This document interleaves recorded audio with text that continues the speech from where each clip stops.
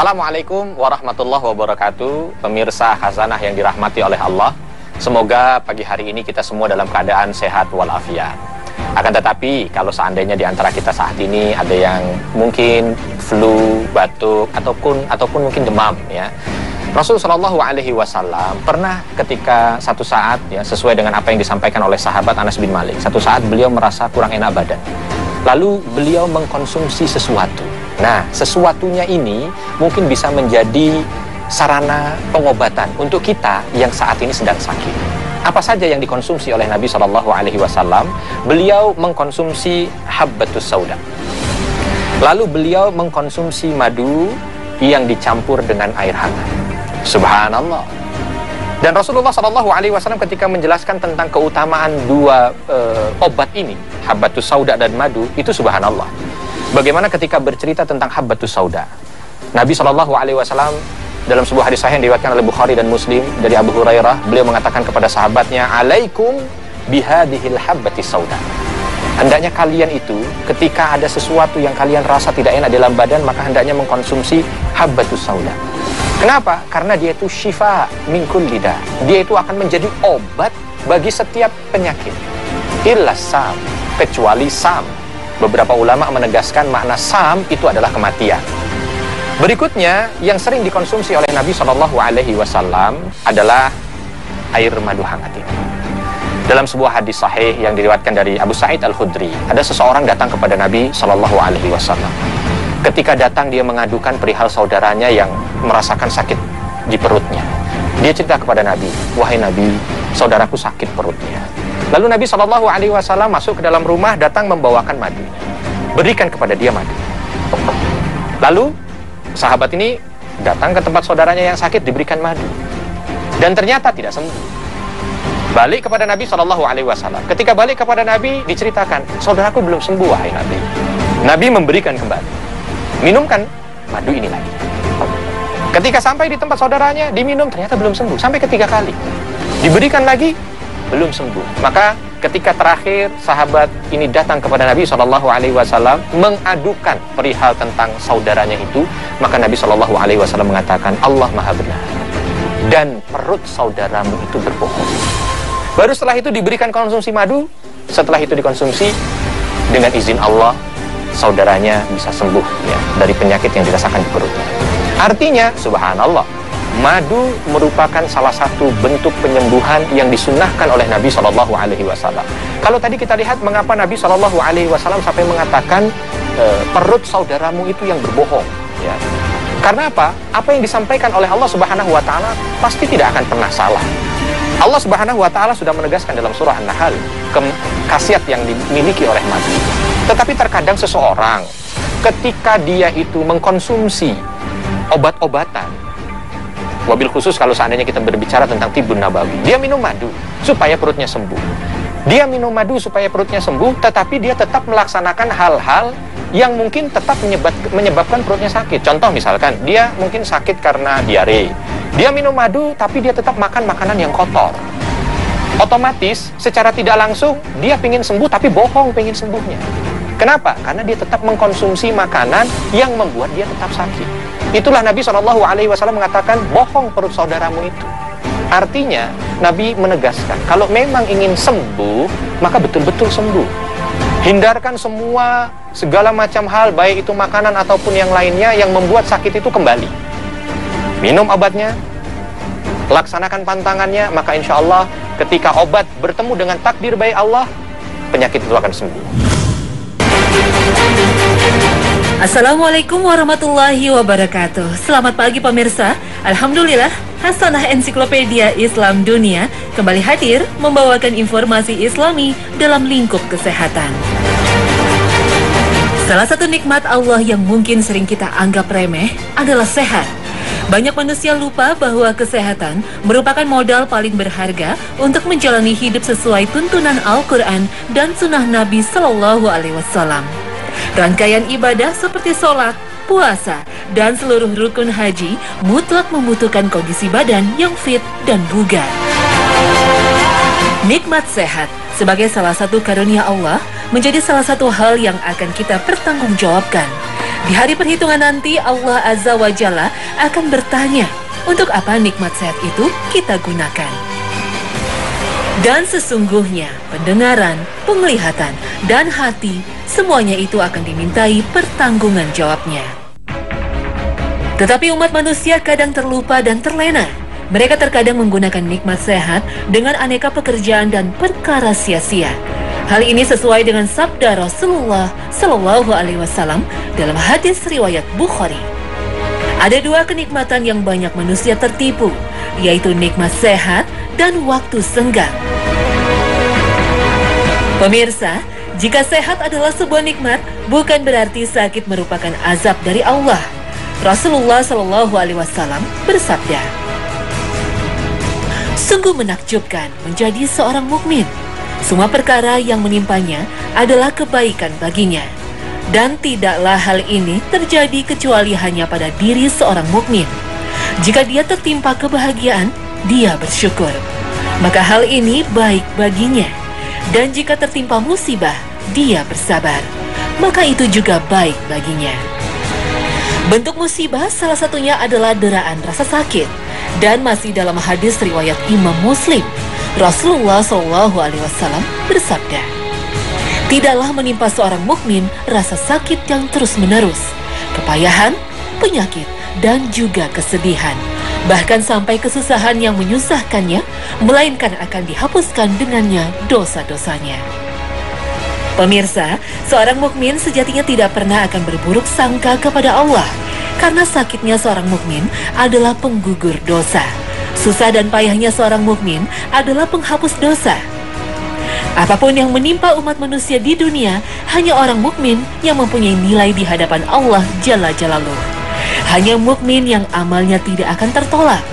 Sakit boleh sama berat, musibah boleh sama parahnya, tapi hanya bagi kaum muslimin Allah jadikan itu bernilai. Sesungguhnya Allah Ta'ala jika mencintai suatu kaum, maka dia akan memberi mereka cobaan. Hadis riwayat Tirmizi. Bersabar atas penyakit bukan berarti menyerah dan pasrah dengan berharap segera mendapatkan kematian, karena Rasulullah SAW melarang perilaku ini. Ketika itu sahabat Abbas bin Abdul Muthalib radhiyallahu anhu yang juga paman Nabi berharap agar segera mendapatkan kematian. Maka Nabi SAW berkata, wahai pamanku, janganlah engkau mengharap kematian. Karena sesungguhnya jika engkau adalah orang yang memiliki banyak kebaikan dan waktu kematianmu diakhirkan, maka kebaikanmu akan bertambah. Dan itu lebih baik bagimu. Begitu juga sebaliknya, jika engkau orang yang banyak keburukannya dan waktu kematianmu diakhirkan, maka engkau bisa bertaubat darinya. Maka ini juga baik bagimu. Maka janganlah sekali-kali engkau mengharapkan kematian.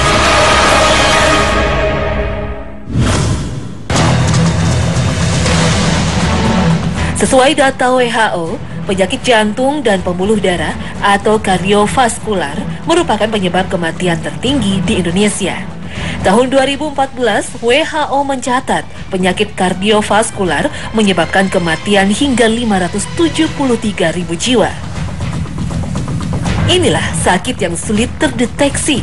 Seorang nampak sehat dan bugar dari luar, melakukan aktivitas dan olahraga seperti biasa, tapi bisa meninggal pada saat bermain sepak bola. Bisa menyerang setelah bersepeda, bahkan serangan jantung bisa datang ketika kita sedang tidur pulas. Jantung, sebuah organ yang beratnya tak lebih dari 300 gram, menjadi pemompa darah ke seluruh tubuh. Namun gangguan jantung dan kardiovaskular bukanlah sebuah penyakit karena infeksi dari mikroba berbahaya. Penyakit jantung dan kardiovaskular merupakan salah satu bentuk penyakit degeneratif. Sebuah penyakit karena penurunan fungsi organ, pola dan gaya hidup tidak sehat menjadi faktor utama. Salah satu gaya hidup yang menyebabkan gangguan jantung adalah tingginya tingkat stres. Kondisi stres sejatinya lekat dengan kehidupan manusia modern. Kondisi inilah yang membuat pembuluh darah mengalami penyempitan. Enggak ada berdebar-debar, tangan berkeringat, tidak bisa tidur, macam-macam itu. Stresnya bisa mengaruhi jantung, ya. Jadi Contoh ya, kita sering keluar rumah aja sudah macet, stres di jalan. Di pekerjaan stres lagi, pulang lagi stres banyak, sehingga menyebabkan udara bisa mengkeret atau spasme istilahnya. Salah satu kunci menekan tingkat stres sekaligus meningkatkan kondisi kesehatan jantung adalah puasa. Salah satu manfaat berpuasa adalah meningkatkan produksi sebuah hormon yang bernama epinefrin dan thyroid stimulating hormone atau TSH. Kedua hormon tersebut bisa menurunkan kondisi stres sekaligus meningkatkan kebugaran tubuh. Kondisi manusia yang berpuasa secara rohani membuat mereka menemukan konsep ikhlas. Manfaat ikhlas bagi kesehatan tubuh ternyata mendapatkan pembenaran dari kardiolog. Pengobatan gangguan jantung dan kardiovaskuler membutuhkan perawatan intensif dengan dukungan fasilitas kesehatan yang mahal. Salah satu faktor yang menambah beratnya pengobatan penyakit jantung adalah biaya untuk membeli obat-obatan. Bahkan seringkali proses penyembuhan penyakit jantung memerlukan operasi besar yang membutuhkan peralatan canggih. Salah satu bentuk gaya hidup sehat adalah konsumsi suplemen atau bahan makanan tambahan. Banyak sekali produk hasil produksi industri farmasi yang bertujuan untuk meningkatkan kondisi tubuh agar tak rentan mengalami gangguan jantung. Namun, salah satu bahan makanan suplemen yang bisa dikonsumsi adalah habatus sauda atau jintan hitam. Bahkan konsumsi habatus sauda menjadi salah satu bagian dari sunnah Nabi Muhammad SAW. Suatu ketika Rasulullah SAW berbicara kepada Ummul Mukminin Aisyah radhiyallahu anha. Beliau bersabda, "Sungguh dalam habatus saudah itu terdapat penyembuh segala penyakit, kecuali asam." Lalu ibunda Aisyah bertanya kepada Nabi SAW, "Apakah asam itu?" Nabi menjawab, "Itu adalah kematian." Penjelasan ilmiah dari sabda Nabi Muhammad SAW ini akhirnya menemukan sebuah titik terang. Sebuah jurnal kesehatan Asia Pasifik menemukan fakta ilmiah mengenai manfaat habatus saudah bagi kesehatan jantung. Dalam jurnal tersebut, habatus saudah mendapatkan julukan sebagai tanaman ajaib karena konsumsi habatus saudah secara rutin mampu melindungi kesehatan jantung.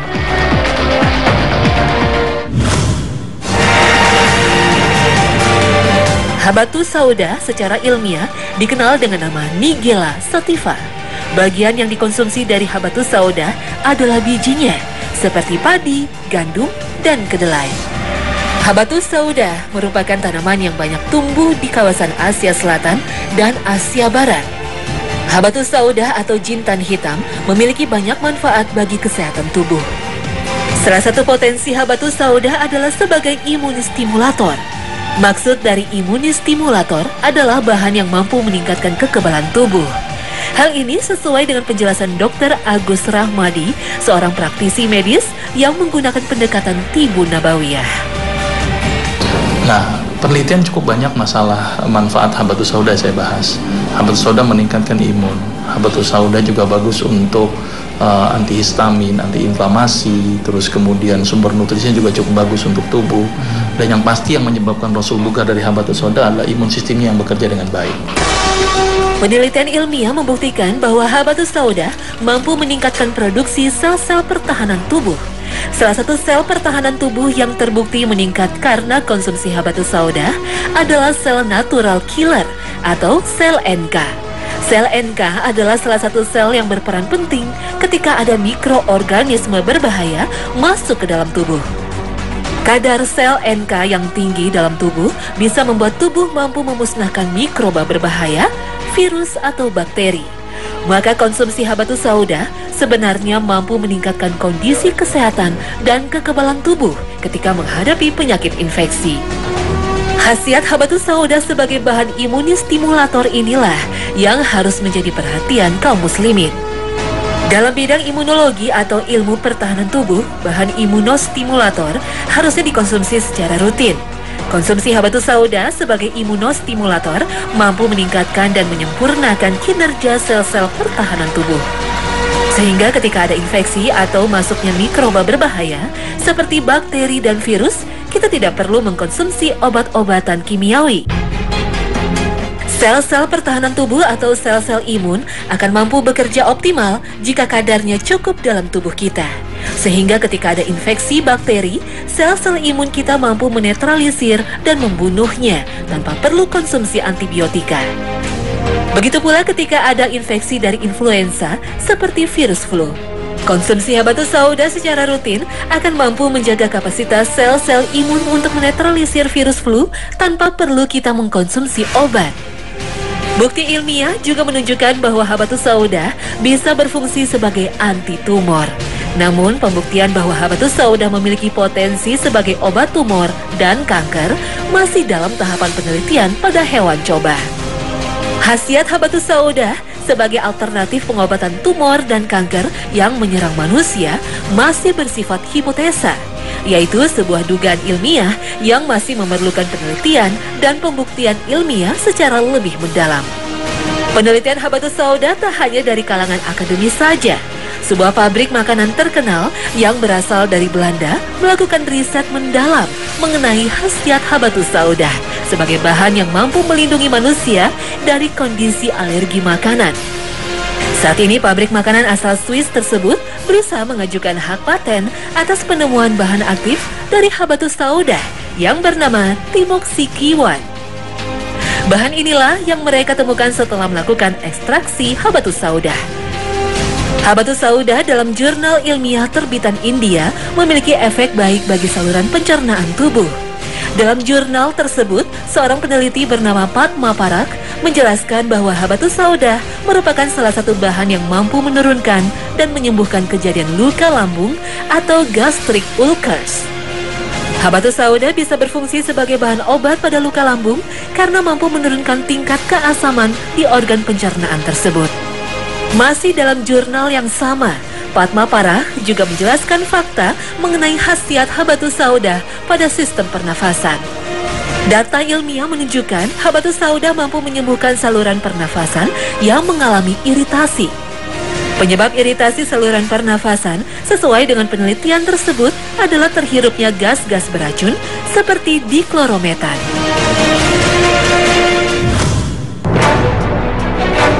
Jamak diketahui bahwa konsumsi obat secara bebas tanpa resep dokter telah menjadi bagian dari kehidupan bangsa Indonesia. Padahal perilaku ini tidak tepat. Konsumsi obat bebas yang dijual tanpa resep dokter seharusnya dihindari, karena setiap obat memiliki efek samping bagi kesehatan. Di satu sisi, obat mampu menyembuhkan penyakit, namun di sisi lain, ada organ-organ yang terpengaruh kinerjanya karena konsumsi obat. Efek buruk dari konsumsi obat tanpa resep dokter, contohnya adalah konsumsi antibiotika. Masyarakat Indonesia seringkali membeli dan mengkonsumsi antibiotika di warung atau toko, bukannya apotek. Dan sayangnya penjualan antibiotika tersebut bisa terjadi tanpa adanya resep dari dokter. Padahal antibiotika adalah sebuah bahan yang bekerja secara spesifik untuk membunuh bakteri tertentu. Dan hanya dokter yang mengetahui jenis bakteri yang menyerang atau menginfeksi. Tingginya konsumsi antibiotika tanpa resep dokter menimbulkan resistensi obat. Dan kejadian resistensi obat ini paling sering terjadi pada pasien yang sering mengkonsumsi antibiotika secara bebas tanpa pemeriksaan dokter. Selain itu, proses pengobatan dengan obat-obatan kimiawi sering menyebabkan gangguan kesehatan dua organ, yaitu hati dan ginjal. Kedua organ ini adalah yang paling bekerja keras ketika kita mengkonsumsi obat. Hati bekerja sebagai organ yang melaksanakan detoksifikasi, yaitu sebuah proses di mana tubuh mengeluarkan racun dan bahan berbahaya bagi tubuh. Konsumsi obat sejatinya memasukkan benda asing yang sifatnya kimiawi terhadap tubuh kita. Oleh karenanya, ketika mengkonsumsi obat-obatan tertentu, membuat hati bekerja keras untuk mengobatinya. Seringkali proses pengobatan penyakit yang berlangsung lama menyebabkan penurunan kinerja hati. Begitu pula dengan ginjal. Organ ini bisa diibaratkan sebagai sebuah saringan yang akan membersihkan darah dari bahan-bahan berbahaya untuk kemudian keluar melalui air seni atau urin.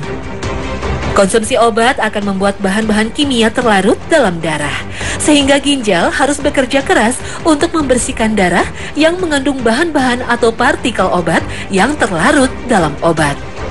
Proses inilah yang menyebabkan ginjal harus bekerja keras. Kebiasaan mengkonsumsi obat tanpa pemeriksaan dokter adalah kebiasaan buruk yang akan menimbulkan gangguan kesehatan di masa depan. Maka untuk menjaga kebugaran dan kesehatan tubuh, kita perlu mengkonsumsi bahan-bahan peningkat kondisi imunitas tubuh. Dan fakta-fakta ilmiah menjelaskan bahwa habatus sauda bermanfaat untuk meningkatkan kondisi imunitas. Konsumsi habatus sauda adalah sebuah suplemen makanan yang berfungsi meningkatkan produksi sel-sel imun tubuh, sehingga tubuh lebih tahan terhadap serangan penyakit. Habatus sauda sampai saat ini tidak bersifat sebagai sebuah substitusi bagi obat-obatan. Bagaimanapun juga, obat-obatan masih diperlukan untuk mengatasi penyakit-penyakit tertentu. Namun habatus sauda bisa bersifat sebagai sebuah tindakan suportif, karena konsumsi habatus sauda bisa meningkatkan kekebalan tubuh.